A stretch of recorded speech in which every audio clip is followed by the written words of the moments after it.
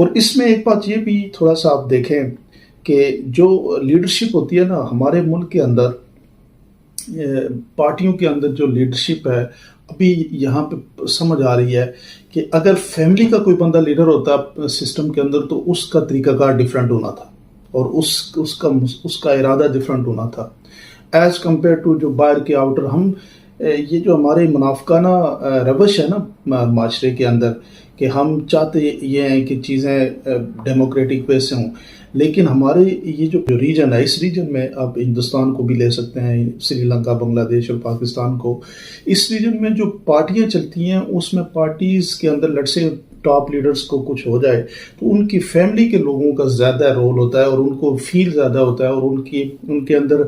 All out جانے کا حوصلہ زیادہ ہوتا ہے ایز کمپیئر ٹو جو نیوٹرل قسم کی ٹیم ہوتی ہے اس کا.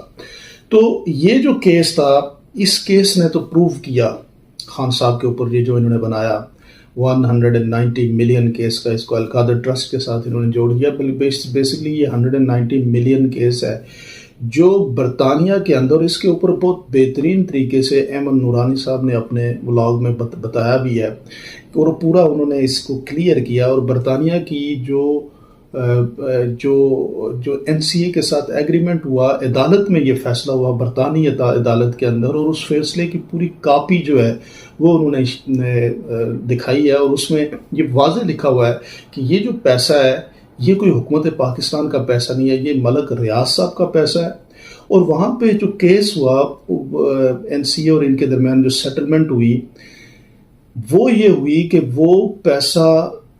این سی اے کو آرڈر ہوا، این سی جو عدالت ہے اس نے آرڈر دیا ملک ریاض صاحب کو کہ آپ نے یہ جو پیسہ ہے یہ جا کے پاکستان کے اندر سپریم کورٹ کے اکاؤنٹ میں آپ نے یہ جمع کرانا ہے. یہ کوئی عمران خان نے نہیں ڈیسائیڈ کیا یا کیبنٹ نے نہیں ڈیسائیڈ کیا،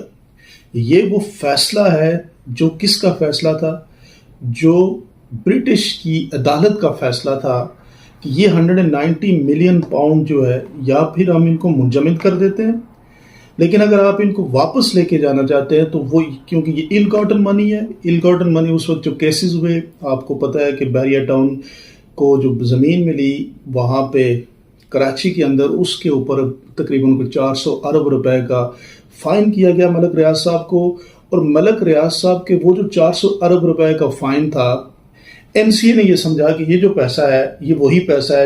یہ جو پراپرٹیز کے اوپر جو فائن کیا گیا یہ وہ پیسہ ہے جو یہاں پہ برطانیہ میں آیا. انہوں نے تو یہ فخر محسوس کیا کہ ہم نے یہ پیسہ پکڑا اور واپس